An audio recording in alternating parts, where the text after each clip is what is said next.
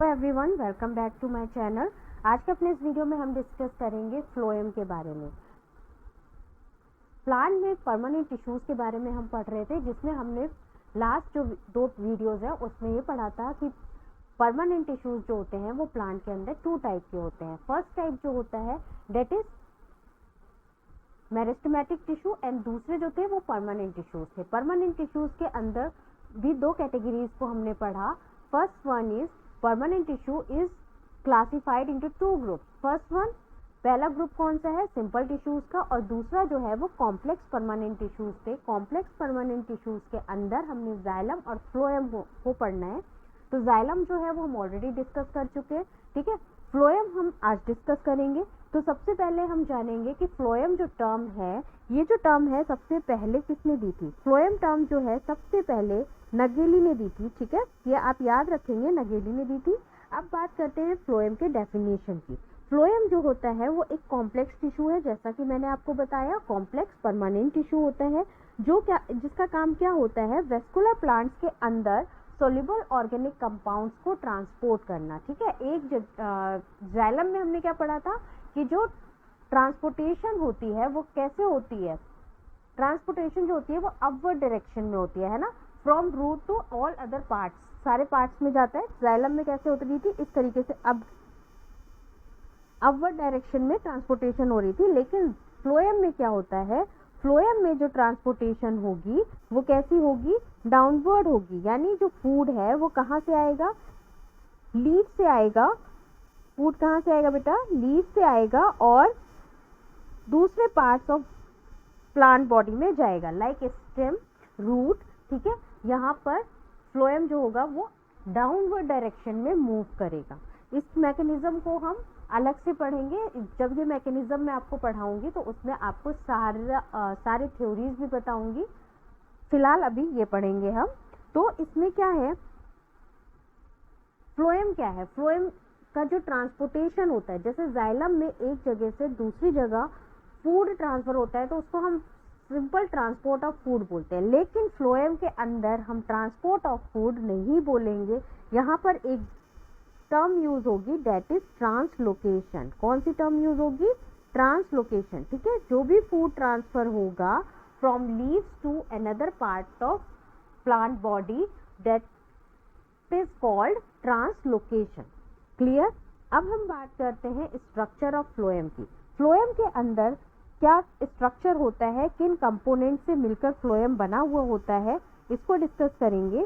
तो फ्लोएम जो होता है, अगर हम बात करें जिम्नोस्पर्म और एंजियोस्पर्म, दो प्लांट्स ही हैं जो हमें डिस्कस करने हैं, ठीक है। तो इसमें हम देखेंगे कि फ्लोएम के अंदर जो होता है, जो फ्लोएम एंजियोस्पर्म्स में होता है वो किन कंपोनेंट से बना हुआ होता है और जिम्नोस्पर्म में किस कंपोनेंट से बना होता है। बात करें एंजियोस्पर्म्स की, तो यहाँ पर फ्लोएम 4 कंपोनेंट्स में होता है। First one is sieve tube elements, second one is companion cells, third one is phloem parenchyma and fourth phloem fibres, ठीक है। एंजियोस्पर्म्स में 4 कंपोनेंट्स आ गए। जिम्नोस्पर्म्स में क्या होता है, 2 कंपोनेंट्स फ्लोएम के प्रेजेंट होते हैं, डेट इज एल्ब्यूमिनस सेल्स और सीव सेल्स। यहाँ पर सीव ट्यूब और कंपेनियन सेल जो होती है वो कंप्लीटली एब्सेंट होती है, प्रेजेंट नहीं होती है। अब हम यहाँ पर डायग्राम देखें, ये हमारा फ्लोएम का डायग्राम है। आप यहाँ पर देख सकते हैं, आपको सीव पोर भी दिखाई देंगे, सीव ट्यूब एलिमेंट्स दिखाई दे रहे हैं।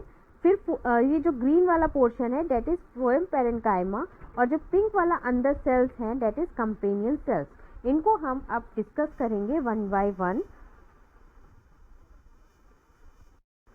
सीव एलिमेंट्स के बारे में पढ़ते हैं। तो सीव एलिमेंट्स के स्ट्रक्चर की बात करें तो सीव एलिमेंट्स जो होंगे, आप यहाँ पर देख सकते हैं, लॉन्ग है, दिख रहा है, ट्यूब लाइक स्ट्रक्चर है, arranged longitudinally and are associated with companion cells, ठीक है। ये कंपेनियन सेल्स के साथ एसोसिएट रहते हैं।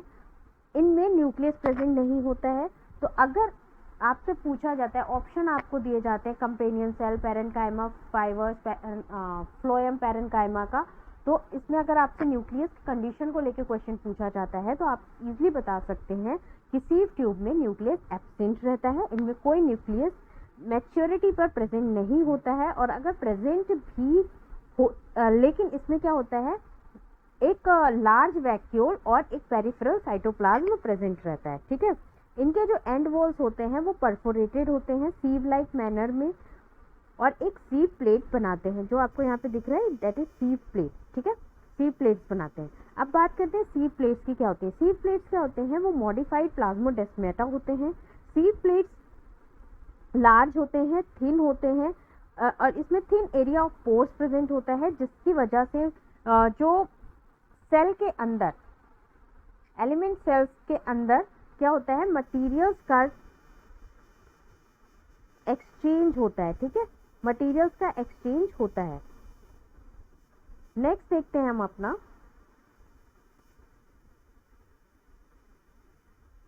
सीव प्लेट्स के बारे में और थोड़ा सा डिस्कस कर लेते हैं। सीव प्लेट्स मैंने आपको पहले ही बताया कि मॉडिफाइड प्लाज्मोडेस्माटा होता है।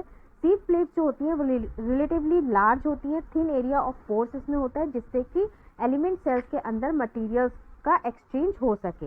इसके बाद ये एक बैरियर की तरह भी एक्ट करती है, यानी कि एक बैरियर की तरह एक्ट करती है, जिससे कि लॉस ऑफ सैप जो होता है वो नहीं होता है। जब जैसे कि फ्लोएम है, फ्लोएम मान लीजिए यहाँ पर एक वुड है और ये वुड है और यहाँ पर ये हमारा फ्लोएम का पोर्शन है।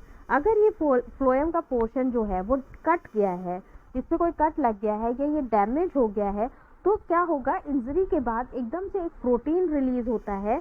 ये बहुत इंपॉर्टेंट है, ये आप याद रखेंगे कि जब भी फ्लोएम में कोई भी डैमेज होगा तो एक प्रोटीन रिलीज होता है, दैट प्रोटीन इज कॉल्ड, उस प्रोटीन को क्या बोलते हैं, पी प्रोटीन बोलते हैं। ठीक है, क्या बोलते हैं, पी प्रोटीन बोलते हैं, यानी कि फ्लोएम प्रोटीन बोलते हैं, जो कि सीव एलिमेंट्स के अंदर ही बनता है। और ये बनता कहाँ पर है, सीव एलिमेंट्स के अंदर बनता है, और ये जहां पर भी डैमेज होगा वहां पर जाएगा और क्या करेगा, जो पोर्स होंगे सीव प्लेट के उनको क्या कर देगा, क्लॉट कर देगा, बंद कर देगा, जिसकी वजह से उस साइड पे, डैमेज साइड पे जो सैप का लॉस है वो लॉस नहीं होगा। ठीक है, तो ये सीव प्लेट्स के बारे में था। नेक्स्ट जो है हमारा वो है that is companion cells. Companion cells कैसी होती हैं, कंपेनियन सेल्स आप यहाँ पर देखिए सीव ट्यूब के अंदर ही, जैसा कि मैंने आपको बताया था कि कंपेनियन सेल्स जो होती हैं वो एसोसिएटेड होती हैं सीव ट्यूब एलिमेंट के साथ। तो यहाँ पर कंपेनियन सेल्स जो है वो कैसी होंगी, स्पेशलाइज्ड पैरेनकाइमेटिस सेल्स होती हैं, यानी कि पैरेनकाइमा सेल्स से बनी हुई होती हैं, जो कि क्लोजली एसोसिएट रहती हैं सीव ट्यूब एलिमेंट्स के साथ। इनके अंदर न्यूक्लियस प्रेजेंट होता है और एक डेंस साइटोप्लाज्म भी प्रेजेंट होता है, जिसमें बहुत सारा राइबोसोम और बहुत सारे माइटोकॉन्ड्रिया प्रेजेंट रहते हैं। ठीक है, ये आप कुछ इंपॉर्टेंट, बहुत इंपॉर्टेंट लाइन टू लाइन ही बता रही हूँ मैं आपको। इसमें क्या होता है, राइबोसोम्स प्रेजेंट होते हैं और बहुत सारे माइटोकॉन्ड्रिया प्रेजेंट होते हैं। फंक्शन क्या होता है कंपेनियन सेल्स का, कंपेनियन सेल्स का फंक्शन होता है, ये सीव ट्यूब्स के अंदर जब प्रेशर ग्रेडियंट बनता है, यानी जब फ्लोएम का ट्रांसलोकेशन वाला मैकेनिज्म आता है ना, जब हम मैकेनिज्म पढ़ेंगे तो वहां पर मैं आपको बताऊंगी कि प्रेशर ग्रेडियंट क्या होता है और ये किस तरीके से हेल्प करते हैं। ठीक है, बस अभी आपको इतना जानना है कि कंपेनियन सेल्स में क्या होता है, प्रेशर ग्रेडियंट को मेंटेन करने में ये हेल्प करते हैं। अब देखते हैं फ्लोएम पैरेनकाइमा के बारे में। तो फ्लोएम पैरेनकाइमा जो होते हैं वो इलोंगेटेड होते हैं, बहुत लंबे होते हैं, जैसे कि आप ये ग्रीन वाला पोर्शन देख रहे हैं, और सिलिंड्रिकल सेल्स के होते हैं, टैपिंग एंड्स होती है इनकी। इनमें एक डेंस साइटोप्लाज्म और न्यूक्लियस प्रेजेंट रहता है। ये बहुत सारे मोनोकॉटिलेडनस प्लांट्स जो होते हैं उनके अंदर एब्सेंट होते हैं, यानी फ्लोएम पैरेनकाइमा जो होता है वो मोस्टली मोनोकॉटिलेडन्स के अंदर नहीं प्रेजेंट होता है। सेल वॉल जो होती है फ्लोएम पैरेनकाइमा की वो सेल्यूलोज से बनी हुई होती है। इसमें पिट्स होते हैं, जिसकी वजह से ये पिट्स से क्या होता है, इसके थ्रू प्लाज्मोडेस्मेंटल कनेक्शन जो होता है वो सेल्स के बीच में आता है। ठीक है, फिर इसके बाद फिफ्थ पॉइंट है हमारा, it stores food material. Function क्या है इसका, ये फूड मटेरियल को स्टोर करता है, और जैसे कि सब्सटेंस कौन कौन से स्टोर करेगा, रेजिन्स, लैटेक्स एंड म्यूसिलेज। ये आप याद रखिएगा, कौन कौन से सब्सटेंस स्टोर करेगा, resins, latex and mucilage. Next बात करते हैं हम फ्लोएम फाइबर्स की। तो फ्लोएम फाइबर्स कैसे होते हैं, फ्लोएम फाइबर्स जो होते हैं वो स्क्लेरेनकाइमेटिस सेल्स के बने हुए होते हैं। फ्लोएम पैरेनकाइमा किसका बना हुआ है, पैरेनकाइमेटिस सेल्स का, लेकिन फ्लोएम फाइबर्स जो होते हैं वो किसके बने होते हैं, स्क्लेरेनकाइमेटिस सेल्स के बने होते हैं। जनरली ये प्राइमरी फ्लोएम में एब्सेंट रहते हैं, लेकिन जब सेकेंडरी फ्लोएम की फॉर्मेशन हो जाती है वहाँ पर फ्लोएम फाइबर्स जो होते हैं वो प्रेजेंट होते हैं। इनकी सेल वॉल जो होती है वो बहुत ही थिक होती है, इलोंगेटेड होते हैं, अनब्रांच्ड होते हैं, और इनका जो टैपरिंग एंड होती है वो बहुत नीडल लाइक स्ट्रक्चर होता है। कुछ इस तरीके से टैपरिंग एंड रहेगा, नीचे आके बिल्कुल नीडल लाइक एपेक्सेस हो जाते हैं। इनमें क्या होता है, प्रोटोप्लाज्म जब ये मैच्योर हो जाती हैं सेल्स, फ्लोएम फाइबर्स के अंदर जब सेल मैच्योर हो जाती हैं तब ये डेड हो जाती हैं। क्यों डेड हो जाती है? क्योंकि इनके अंदर का जो प्रोटोप्लाज्म है वो क्या हो जाता है, पूरी तरीके से खत्म हो जाता है, जिसकी वजह से सेल जो होती है वो डेड सेल हो जाती है। फ्लोएम फाइबर्स के बारे में हमने पढ़ लिया। फिर नेक्स्ट पॉइंट ये है कि फ्लोएम फाइबर्स का अगर हम इकोनॉमिक यूज की बात करें तो फ्लोएम फाइबर्स, जूट के जो फ्लोएम फाइबर्स हैं, फ्लैक्स है, हेम्प है, ये कमर्शियली यूज होता है। सबसे पहले क्या होता है, प्राइमरी फ्लोएम बनता है।